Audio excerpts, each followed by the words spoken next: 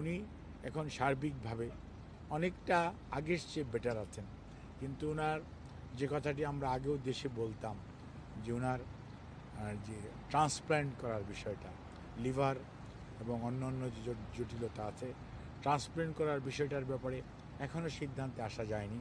কারণ মনে রাখতে হবে, আমি আগেও কয়েকদিন আগেও এখানেও বলেছি, ওনার বয়সটা একটা বিবেচ্য বিষয়, ওনার লিভার ডিজিজ, কারণ উনি জেলখানায় যখন ছিলেন একাকিত্ব এবং বলতে গেলে যে চিকিৎসা ওনার প্রয়োজন ছিল সেই চিকিৎসা থেকে ওনাকে বঞ্চিত করা হয়েছে।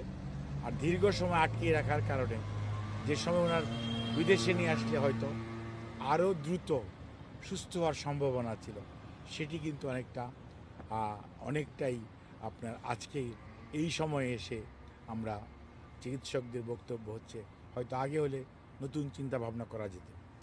এই অবস্থার মাঝে এখন পর্যন্ত আগামীতে মেডিকেল যে চিকিৎসা অর্থাৎ ওষুধের মাধ্যমেই ওনার বিভিন্ন রোগের যে চিকিৎসা চলছে সেটা অব্যাহত রাখার জন্য এখন পর্যন্ত এখানকার বিশেষজ্ঞ চিকিৎসকরা এবং জন হপকিন্সের চিকিৎসকরা সহ সবাই মোটামুটি একমত এবং সে অনুযায়ী চিকিৎসা চলবে।